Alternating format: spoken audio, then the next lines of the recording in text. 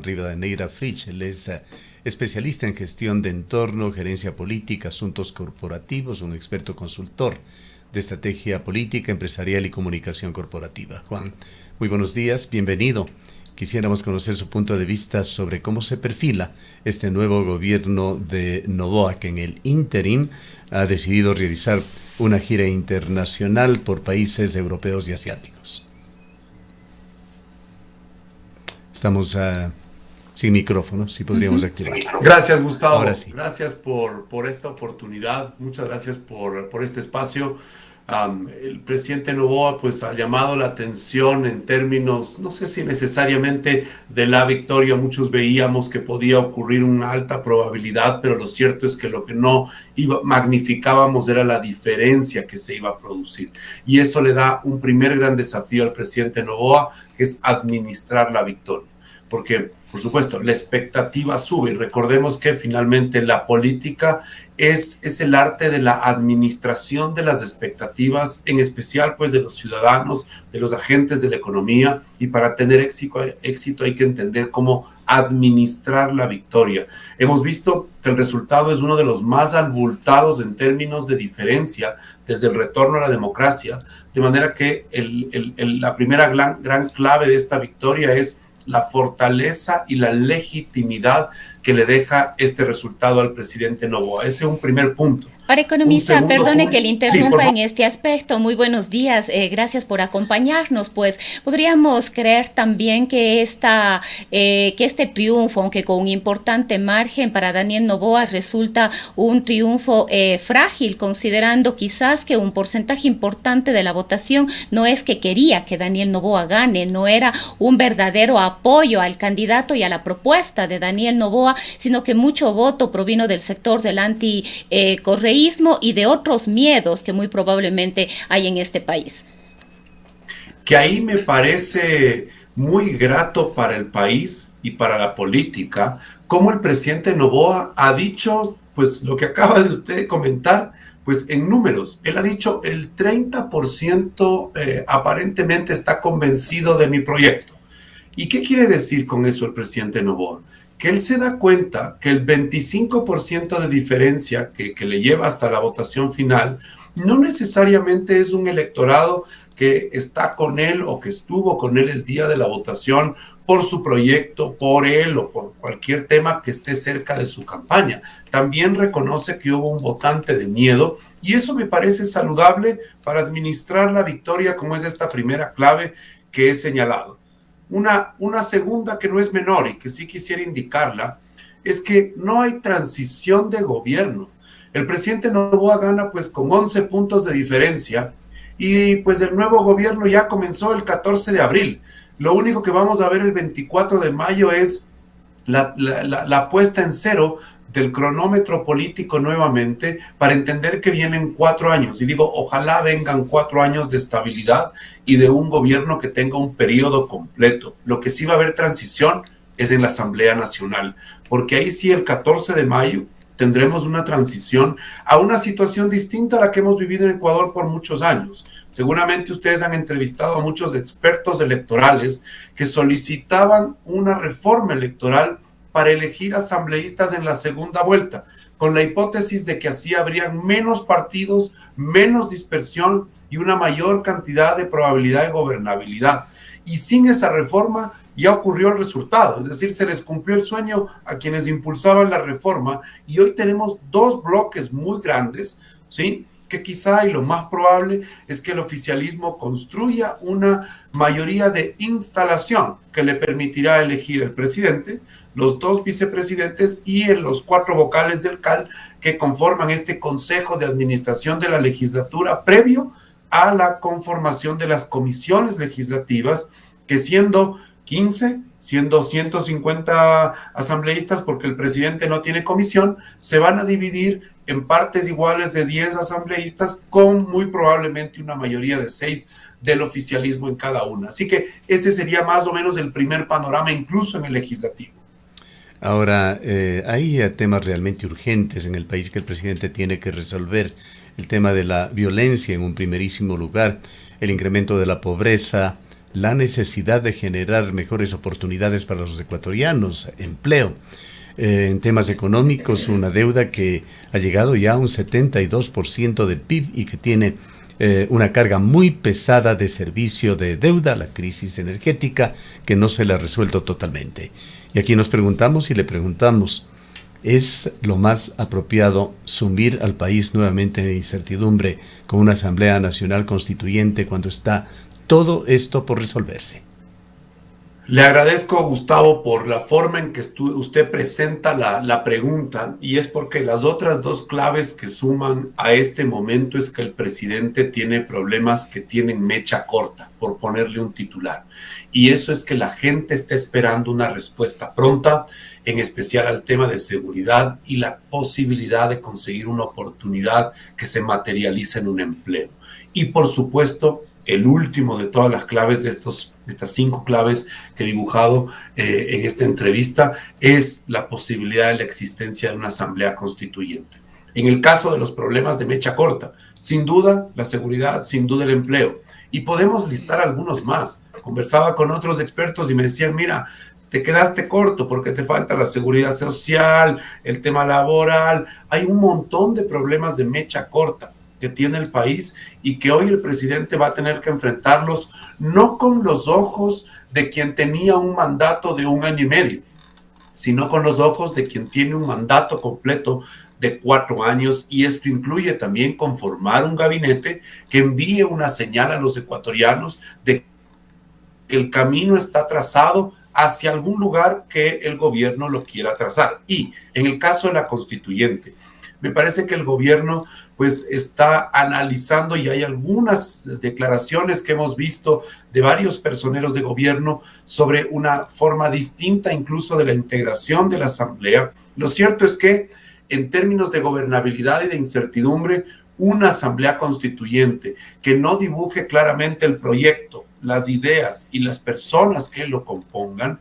¿sí?, puede generar nuevamente una espiral de incertidumbre que nos lleve otra vez a una situación en que empresarios, inversionistas, emprendedores tengan que dilatar ciertas decisiones en torno a hacer, por ejemplo, una nueva inversión que permita crear empleo.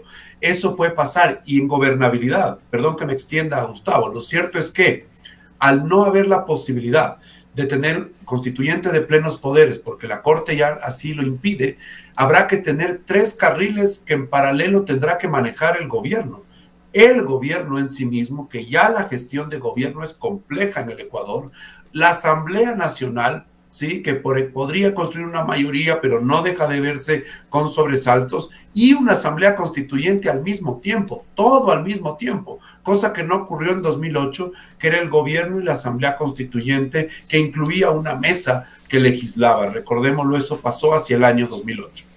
Economista, quizás aquí usted toca un aspecto que es fundamental, la claridad que debería tener el gobierno nacional, el presidente de la República, Daniel Noboa, su equipo, respecto de hacia dónde quiere llevarle al país, y en este contexto, cuáles serían los temas que deberían incorporarse o incluirse en esta consulta popular. ¿Considera usted que todavía el gobierno no está claro de qué mismo quiere y hacia dónde mismo quiere ir?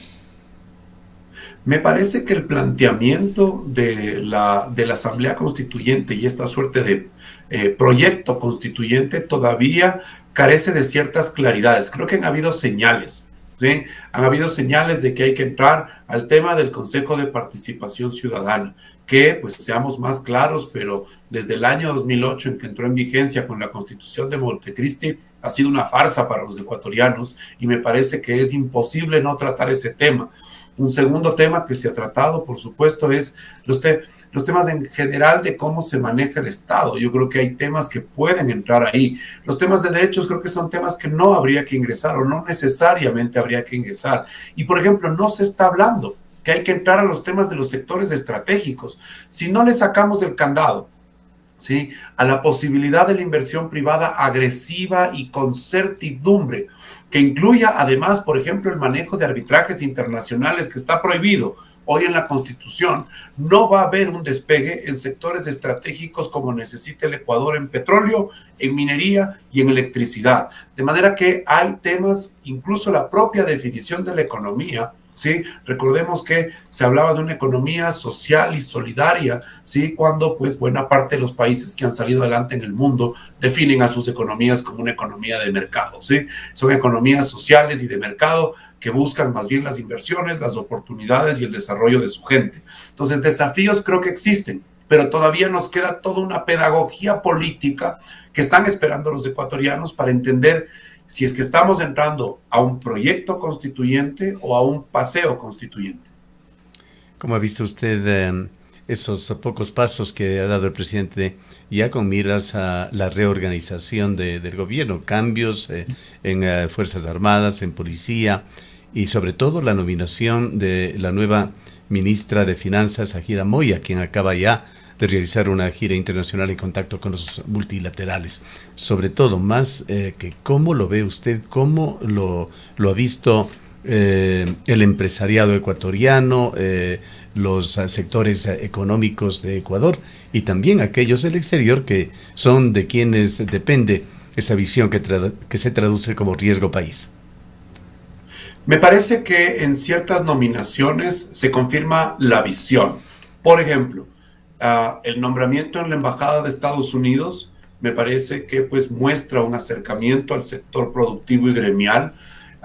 Lo mismo pasa con la Embajada en Emiratos Árabes, donde ahora se ha inaugurado esta embajada pues con el presidente en el mismo lugar de los hechos, por decirlo de alguna forma, y esta visita internacional que, en mi opinión, lo que busca es tener dos resultados. Uno, procurarse de cooperación internacional para el tema de seguridad y por otro lado el tema de financiamiento.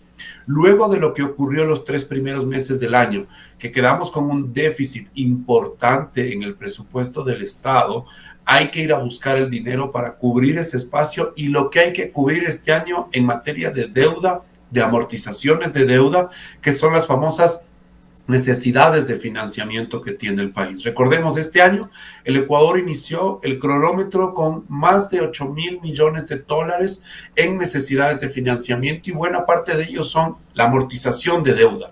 En el año 2019 tuvimos una muy buena renegociación de deuda. Recordemos, el ministro Martínez, en la administración del presidente Moreno, hizo una renegociación con los agentes que tenían deuda, en la cual movió plazos, redujo intereses e incluso quitó capital, que le permitió al Ecuador tener oxígeno. Y se hablaba allá en el 19 que vendrán unos años en los cuales se acumulen el pago de deuda. Bueno, han llegado esos años en este momento y tenemos una cobertura de deuda que hay que hacer este año y que le obliga al gobierno a buscar financiamiento por más de 7,000 millones de dólares. Seguramente habrá deuda interna y deuda externa, pero obliga a un ejercicio financiero muy fuerte. Y no quiero dejar de contestar, Gustavo, la pregunta sobre la ministra Moya.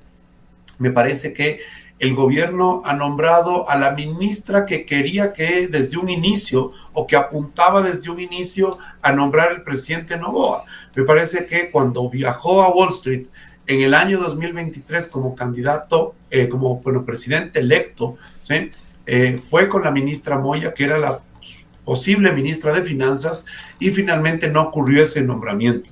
Me parece que tuvo un acierto al nombrarlo al ministro Vega, que tuvo una gestión al inicio de un país complejo y nos enrumbó también con un programa en el Fondo Monetario.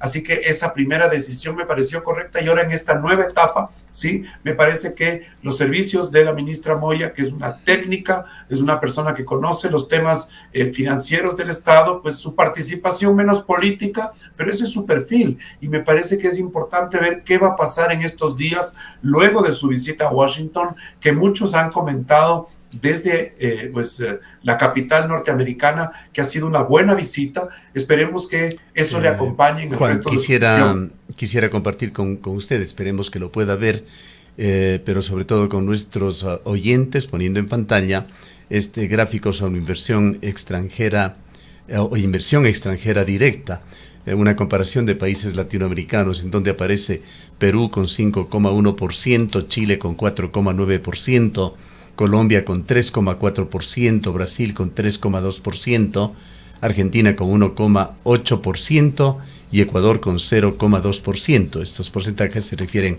al PIB de cada país. Ecuador en la cola. La inversión extranjera, como usted conoce, considerada como porcentaje de Producto Interno Bruto, es un indicador clave que permite entender el grado justamente de apertura de una economía y su capacidad para atraer capital del exterior con fines productivos. En materia económica, es uno de los más grandes retos para el gobierno, cambiar radicalmente esta imagen. Absolutamente, Gustavo. No me queda la menor duda que es el indicador que también va a medir la posibilidad de crear oportunidades a los ecuatorianos. Hace un par de días daba una entrevista a un medio peruano y me preguntaban, oye, ¿qué se está pareciendo? ¿Qué son distintos los empresarios de Perú y los empresarios de Ecuador?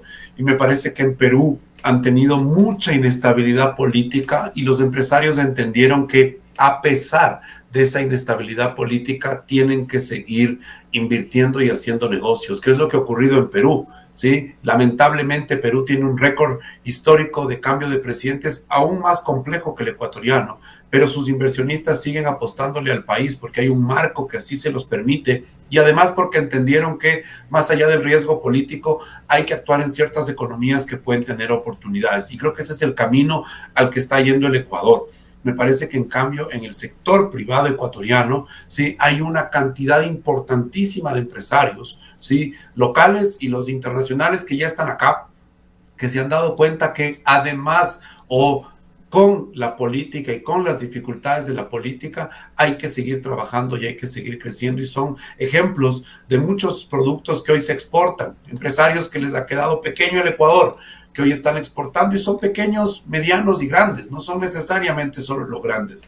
Yo creo que ahí está el desafío. Y para subir la inversión extranjera directa, tendremos que ver también el indicador del riesgo país, Gustavo. Hemos visto desde los casi 2,000 puntos antes de la elección, cuando la incertidumbre pues cubría buena parte de la conversación en Ecuador y ante el mundo. Hoy hemos visto ya una caída de más de 800 puntos porque está en 1,100 puntos el riesgo país. Todavía muy alto, todavía difícil de ser usado para una presentación internacional que traiga mejores frutos. Pero lo cierto es que cuando entre la variable de la política, cuando se inaugure la Asamblea Nacional, las primeras decisiones del gobierno, hay una oportunidad para que ese riesgo país baje. Recordemos en el año en que el presidente Lasso asume, y se produce lo que en la prensa le decían el efecto Lasso, que bajó el riesgo país hasta 700 puntos. ¿Por qué no siguió bajando? Por culpa de la política. Porque la Asamblea pues entrampó al presidente, no le permitió avanzar su proyecto y no se pudo bajar más el riesgo país. Hoy, con una mayoría parece cierta en la Asamblea Nacional y un colchón muy grande de votos que ha ganado el presidente, podría bajar más ese riesgo país y darnos una posibilidad de que proyectos internacionales de inversión extranjera lleguen. Ahora, economista, quizás retomando el tema de la deuda, efectivamente hasta el 2029 tiene que cumplir algunos compromisos importantes del país. Usted hablaba en su momento de que va a tener que encontrar esos recursos Ecuador, pero yo le pregunto, ¿cómo ve usted las posibilidades de una renegociación, de una moratoria, quizás no en el sentido del no pago, sino de trasladar o prorrogar o hacer un nuevo cronograma de pagos, digamos, patear la deuda hacia más adelante? Gracias, Rubén. Me parece que es importante esa pregunta, cómo van a manejar la deuda. Me parece que yo sí veo un espacio nuevo para una conversación sobre qué va a ocurrir con ciertos tramos de deuda. El gobierno ya tiene un programa con el Fondo Monetario, ese programa sigue su curso y es probable incluso que el gobierno quiera ir por un dinero adicional, sí, de un programa que el fondo tiene para quienes ya tienen una facilidad extendida, como es el programa de ahora. Yo no veo en el camino, y me parece que sería una decisión inconveniente, una moratoria, porque una moratoria ocurrió, acuérdense ustedes, en el año 2009, ¿sí? Cuando se declara ilegítima la deuda, ¿sí? Y es una muy mala decisión porque el gobierno cierra las puertas a salir a emitir bonos, por ejemplo, en el mundo con los inversionistas. Y pues ellos se vuelven muy reacios a poder confiar en un país que produce una acción de esta naturaleza. Lo cierto es que yo sí veo espacio para ciertos tramos en que el gobierno busque sentadas en las cuales provoque un cambio en ciertas condiciones y le ayude a extender plazos de alguna forma, precisamente con la legitimidad que ha ganado y con la certidumbre que tiene que darle un proyecto. Todo esto, todo lo que hemos hablado en esta entrevista tiene un sentido de urgencia. Y ahí permítame solo hacer una reflexión de fondo, y es que el sentido de urgencia es qué va a pasar los próximos 6 meses en Ecuador. Si es que el gobierno logra, ¿sí?, armar un proyecto que en 6 meses tome camino y que pueda marcar un camino, me parece que los 3 años que le quedarían un poquito más al presidente Noboa en su mandato pueden ser de grandes señales positivas para la economía. Es importante el sentido de urgencia inicial, la decisión política o no de la constituyente, la decisión de una reforma laboral, ojalá, la decisión en materia de subsidios e incluso la decisión en temas de deuda, como me consultaron. Entonces me parece a mí que no es menor entender estos 6 meses y el sentido de urgencia, que no es hacer más cosas, es hacer menos cosas, pero bien hechas. Y eso creo que le va a valer bien al gobierno para entender cómo va a digerir sus 4 años de gestión. Una pregunta también que tiene que ver sobre todo con cómo nos miran y que el gobierno tiene la obligación de cambiar esa imagen, es en términos de seguridad. La seguridad en general, reflejada en la lucha contra la delincuencia común, contra las mafias del narcotráfico y la seguridad jurídica.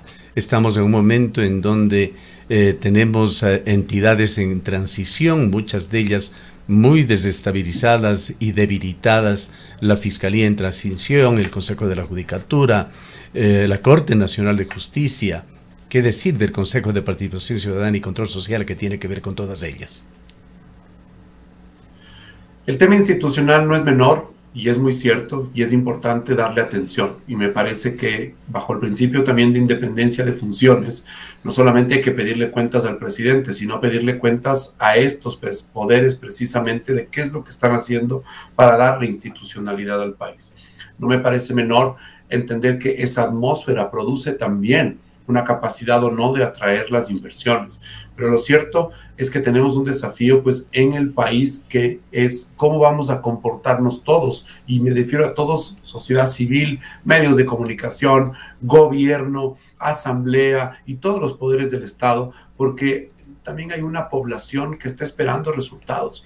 En materia de seguridad, usted indicaba, Gustavo, con certeza, por ejemplo, la seguridad física. Es que hay 3 esferas de la seguridad que hay que buscar: la seguridad física, la seguridad jurídica y la seguridad energética. Ya vimos lo que pasó en el año 24.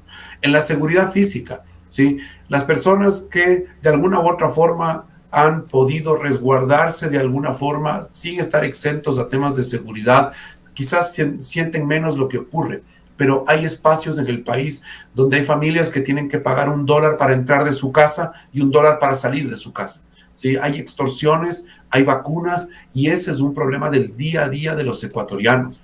En la seguridad jurídica, sin duda que el tema institucional es importante. Hay reformas legales que impulsar, que esperemos que la Asamblea le ponga sentido de urgencia, que lo comentaba en la anterior respuesta.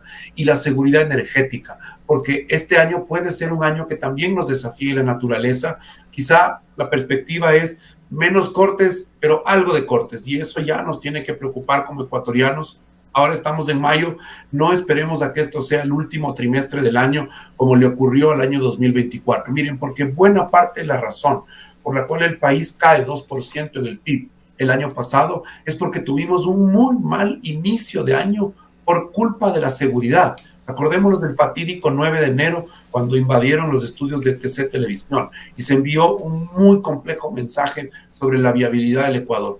Y el último trimestre del año por el tema de la seguridad energética, ¿sí? Eso también llevó a tener una situación muy compleja para la industria, para el comercio, para los ciudadanos, para el día a día de la economía. Entonces ya tenemos claro cuál es el desafío.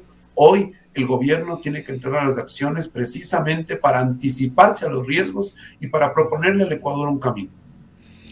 Otro tema que de alguna manera preocupa especialmente a los ciudadanos, a las ciudadanas, es la posibilidad de una nueva reforma tributaria. ¿Usted considera que es una opción por la cual debería optar el presidente de la República, y de ser así, hacia qué aspectos debería apuntar?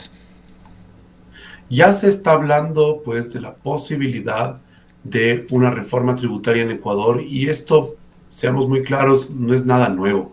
Hemos visto usualmente en los últimos años siempre ha existido una vuelta de tuerca adicional en los temas tributarios y eso no es menor. Me parece que lo que ocurrió el año pasado en términos de IVA, que el presidente decide esta subida de 3 puntos del IVA, que finalmente no le trajo ninguna consecuencia, digamos, en lo político, porque muchos presidentes antes le huían a un ajuste de esa naturaleza, precisamente por la preocupación de qué podía ocurrir en la estabilidad de un gobierno. También le dio una vuelta de tuerca al tema de los subsidios, que eso no es menor en materia económica. Ahora, se habla mucho de que ciertas contribuciones que eran ocasionales puedan convertirse en permanentes, que estos anticipos de impuesto a la renta sigan su curso y eso quiere decir que puede ser afectada la liquidez de muchas empresas. Me parece que es un desafío enorme el que tiene el gobierno, incluso en materia de pedagogía política tributaria, de contarle al país por qué es necesario tener eventualmente una reforma y qué efectos va a promover. Porque recordemos que el IVA fue aumentado con el argumento político de la seguridad y de nutrir las arcas fiscales precisamente para ese derrotero. Ahora me parece que el gobierno tiene un desafío y me parece que también debería pasar en estos próximos 6 meses porque tiene todavía la fuerza y la legitimidad del voto que de alguna forma puede gastarse ese pedazo de capital y yo creo que hay temas que todavía el gobierno puede entrar, que son como los temas, uno, de estas contribuciones que eran ocasionales y que aparentemente buscarían que sean permanentes, lo cual también entra a ser una dificultad para muchos sectores que tuvieron golpes importantes en materia tributaria el año pasado y que tendrán que ponerlo de una vez en sus balances para entender cuánto pueden afectarse su liquidez más que nada, porque recordemos, las empresas usualmente no quiebran por patrimonio, sino que pierden y quiebran por liquidez. Entonces hay que entender cuánto se puede afectar esa liquidez si se da una reforma mucho más agresiva o no que la que ya tuvimos. Pero también hay ciertos temas que el gobierno tiene que atender en materia de gasto. Yo entiendo que buena parte de él se refiere a gastos de médicos, de profesores, de personas que están en servicios básicos de la ciudadanía, pero todavía hay espacios, me parece a mí, para seguir ajustando en determinados lugares donde la burocracia ha crecido de una manera importante y creo que ahí también hay espacio para hacer ciertos recortes. Bien, para finalizar, Juan, en este complejísimo panorama del país y apelando a su calidad de experto en gerencia política, si es que se tiene que priorizar, ¿cuáles deberían ser los pasos más urgentes que debe tomar el gobierno de Daniel Noboa? Primero, darle al Ecuador, y el 24 de mayo me parece que es la mejor oportunidad, darle al Ecuador la certeza de que el camino está trazado, ¿sí? De que tenemos un plan para 4 años, ¿sí? Que ya, por supuesto, pasó la etapa del año y medio en el cual había un gobierno más táctico que estratégico, y lo hablamos varias veces aquí en Antena 1. Era un gobierno más de tácticas, de día a día, de semana a semana, que de mes a mes o de año a año. Ahora sí tenemos que pensar en un plan de 4 años que le invite al Ecuador a llenarse de certezas. Creo que hay un primer punto que es exponerle un plan al Ecuador de hacia dónde vamos. Un segundo punto que es concretar la cooperación internacional para la reproducción, ¿sí?, de distintas iniciativas vistosas, sólidas y eficientes en temas de seguridad. La gente está esperando con mucha necesidad esa materialización de un plan de seguridad que venga acompañado con cooperación. De esta no salimos solos. Necesitamos mucha cooperación en temas tácticos, en temas de inteligencia y, por supuesto, en temas de capacidades, porque ahí está la clave de seguridad. Las capacidades que puede tener un Estado y la fuerza pública. Ese en materia de seguridad. Y después, el plan.